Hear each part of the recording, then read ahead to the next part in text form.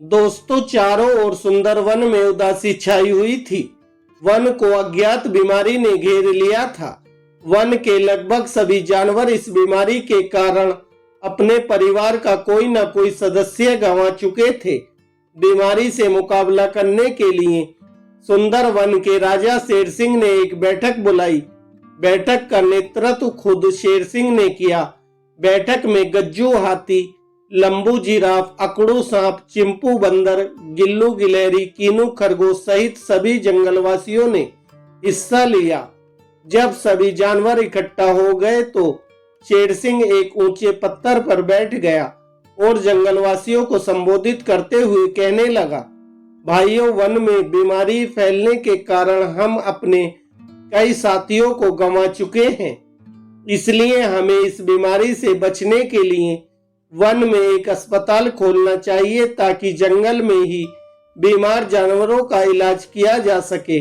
दोस्तों, इस पर जंगलवासियों ने एतराज जताते हुए पूछा कि अस्पताल के लिए पैसा कहां से आएगा और अस्पताल में काम करने के लिए डॉक्टरों की जरूरत भी तो पड़ेगी। इस पर शेर सिंह ने कहा, यह पैसा हम सब मिलकर इकट्ठा करेंगे। यह सुनकर कीनू खरगोश खड़ा हो गया और बोला, महाराज, मेरे दो मित्र चंपक वन के अस्पताल में डॉक्टर हैं। मैं उन्हें अपने अस्पताल में ले आऊंगा।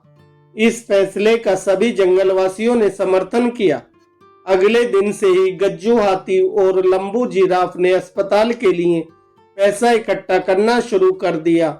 जंगलवासियों की मेहनत रंग लाई और जल्दी ही वन में अस्पताल बन गया। कीनू खरगोश ने अपने दोनों डॉक्टर मित्रों वीनू खरगोश और चीनू खरगोश को अपने अस्पताल में बुला लिया। राजा शेर सिंह ने तय किया कि अस्पताल का आधा खर्चा वे स्वयं वहन करेंगे और आधा जंगलवासियों से इकट्ठा किया जाएगा। इस प्रकार वन में अस्पताल चलने लगा। धीरे धीरे वन में फैली बीमारी पर काबू पा लिया गया। दोनों डॉक्टर अस्पताल में आने वाले मरीजों की पूरी सेवा करते और मरीज भी ठीक होकर डॉक्टरों को दुआएं देते हुए जाते। कुछ समय तक सब कुछ ठीक ठाक चलता रहा, परंतु कुछ समय के बाद चीनू खरगोश के मन में लालच बढ़ने लगा। उसने वीनू खरगोश को अपने पास बुलाया और कहने लगा, यदि वे दोनों मिलकर अस्पताल की दवाइयां दूसरे वन में बेचें और रात में जाकर दूसरे वन के मरीजों को देखें तो अच्छी कमाई कर सकते हैं और इस बात का किसी को पता भी नहीं लगेगा।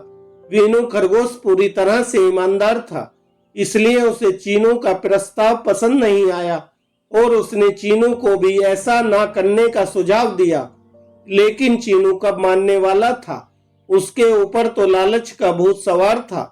उसने वीनू के सामने तो ईमानदारी से काम करने का नाटक किया, परंतु चोरी छिपे बेईमानी पर उतर आया।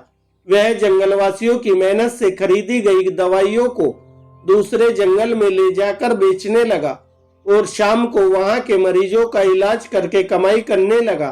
दोस्तों, धीरे धीरे उसका लालच बढ़ता गया। अब वह अस्पताल के कम और दूसरे वन के मरीजों को ज्यादा देखता।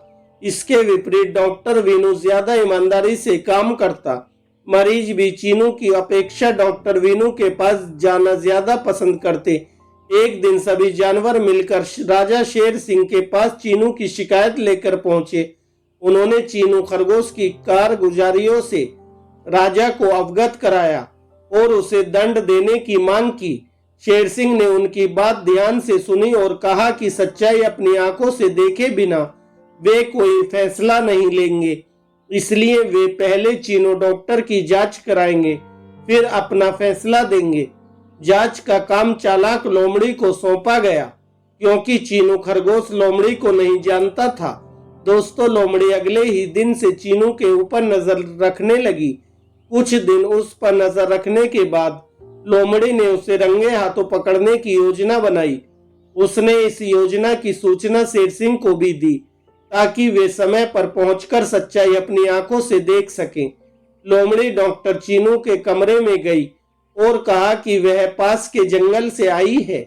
वहां के राजा काफी बीमार हैं। यदि वे तुम्हारी दवाई से ठीक हो गए तो तुम्हें माला माल कर देंगे। यह सुनकर चीनू को लालच आ गया उसने अपना सारा सामान समेटा और लोमड़ी के साथ दूसरे वन के राजा को देखने के लिए चल पड़ा।